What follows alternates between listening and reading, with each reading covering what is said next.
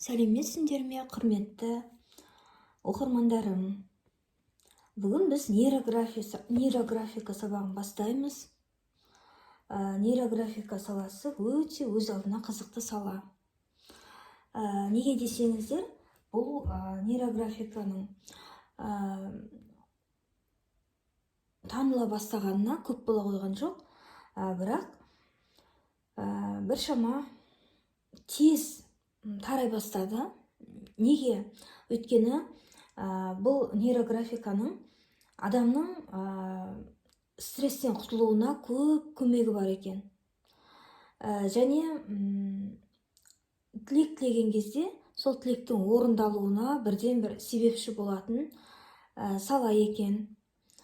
Сонымен бірге адамның біреуге айта алмай қалған кездер болады ғой. Мысалға, оқушы мұғалімге біраз нәрсе айтқысы келіп тұрады, бірақ айтайын десе ұрсатын шығар деген ой болады. Сосын ішіне қалып сақтап қалдыра салады да, айтпайды. Болмаса үлкен кісі жұмыста жүрген кезде өзінің бастығына бірдеңе айтқысы келеді, бірақ айтайын десе бәрібір өзінікін дұрыс қылып шығарады ғой. Бәрібір мен екі ортада жексұрын болып қаламын ғой деген сияқты сол ойын айтпай ішіне сақтап қалады. Міне сондай ойлардың барлығы сыртқа шығатын момент екен осы кез. Осы суретті салу арқылы іштегі айтылмай қалған нәрселерді сурет арқылы сыртқа шығаруға мүмкіндік болады екен. Сондықтан осы нәрселерді іске асыратын, жүзеге асыратын кез екен. Жалпы нейрографиканың негізін салушы Павел Пискарев деген кісі, бұл психолог болған, психология саласында жүрген кісі. Кейін осы докторлық диссертациясын осы нейрографика саласында қорғап шыққан. Жалпы бұл ғылыми дәлелденген нәрсе. Әшейін жаңағы баланың шимай шатпағы емес. Жалпы 10 жылдай болып қалды осы саланың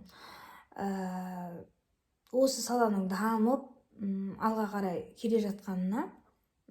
Енді біздің Қазақстанға келгеніне әлі 1 жылда болған жоқ. Қазақстанға енді келіп жатыр. Тіпті YouTube арнасын ашып қарайтын болсаңыздар, осы қазақ тілінде нейрографика туралы видеолар да жоқ екен. Жалпы курстар оқытылып жатыр Қазақстанда да неше түрлі. Мен өзім де оқыдым, бірақ оқи саласымен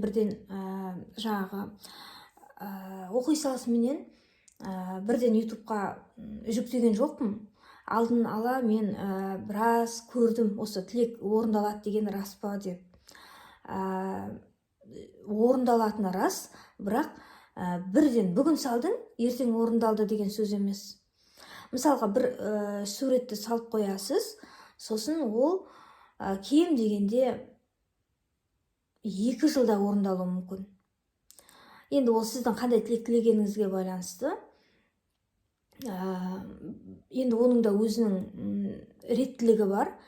Мысалға, мен бір суретті саламын. Ол суретті салған кезде, мысалға, ешқандай тілек тілемей, тек қана іштегі стресстен жиналып қалған бір өкпе, реніштен, ашудан құтылу үшін сурет салатын болсам, ол кем дегенде 1 аптаның ішінде сол реніштен арылуы мүмкін. Болмаса, жай ғана реніш болатын болса, сол суретті салып болғанға дейін арылтуы мүмкін.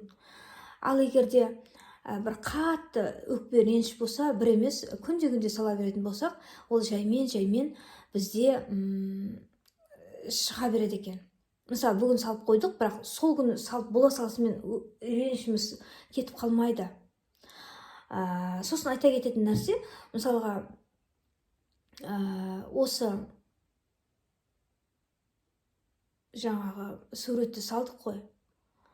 Ең бірінші салған сурет қай кезде де өте нашар шығады. Неге? Өйткені жиналып қалған, қордаланып қалған нәрсенің барлығы бірден шықты ғой.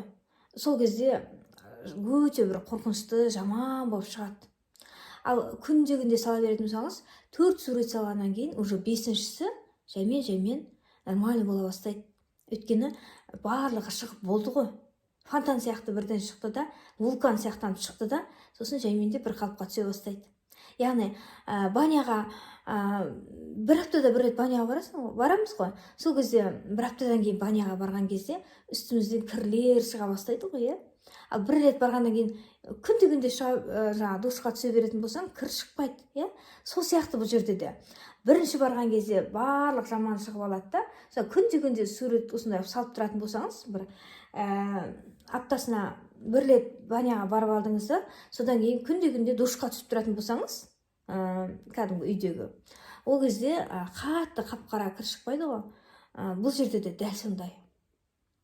Бірінші саласыз, қордаланып қалған нәрсе вулкан сияқты атқылап шығып алады.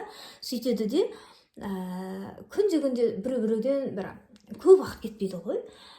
Көп дегенде бір сағат уақытыңыз кетер, көп дегенде жарты сағат уақытыңыз кетер. Болмаса бір 5 минутта салып қойыңыз, бірақ шамадан кейін мысалға сағат мысалы бір 10-ның кезінде бір сурет салып қойдыңыз. Сосын басқа бір жұмыстарыңыздан кетіп қалдыңыз. Кешке 7-де келген кезде, 8-де, 12-де келген кезде сол суретті аяқтап тастай салуыңыз мүмкін. Иә? Сосын ертесіне сол суретке өзіңіздің армандап жүрген нәрсеңіз, мысалы бірдеңе сатып алғыңыз келді ма? Мысалға біреу машина алғысы келді дейік. Сол суретті 10-ның кезінде бір суретті бастады. Содан кейін кешкі 8-дерде сол суретті бояп жалғастырды. Иә?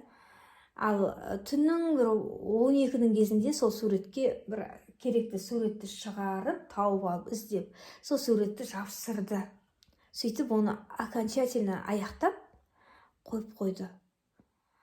Бұл сонда бір сағатта бітіп тұрған жоқ, ол бірнеше 3 рет жалғастырып алып кетті.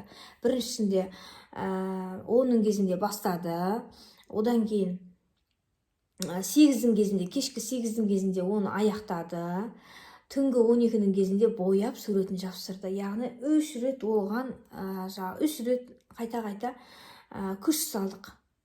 Міне, өстіп машина алам деп салатын болсақ, ол кем дегенде 2 жылға дейін орындалуы мүмкін. Немесе 1 аптаның ішінде орындалуы мүмкін.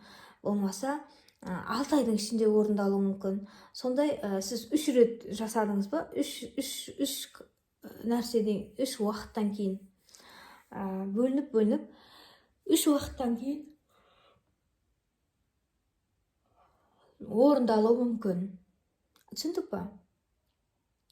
Сонда бірден жасалып жатқан жоқ. Енді бұл түлекті орындаудың осы нейрографиканың 9 секторы бар екен. Енді соның бірінші секторын айтайын мен. Бірінші секторы ол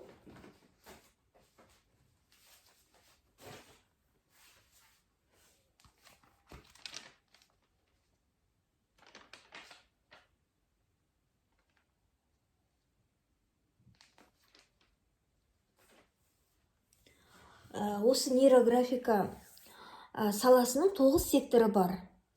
Соның мен жеке әр видеомда жеке тоқталатын боламын.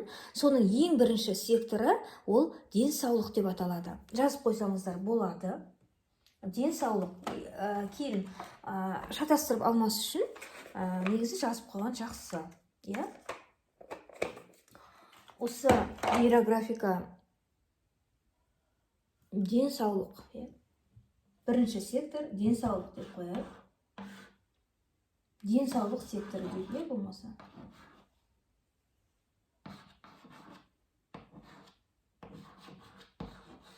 Денсаулық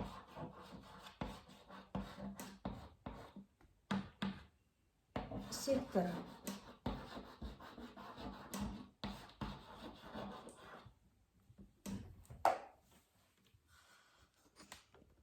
жазып қойдым. Денсаулық секторы, иә.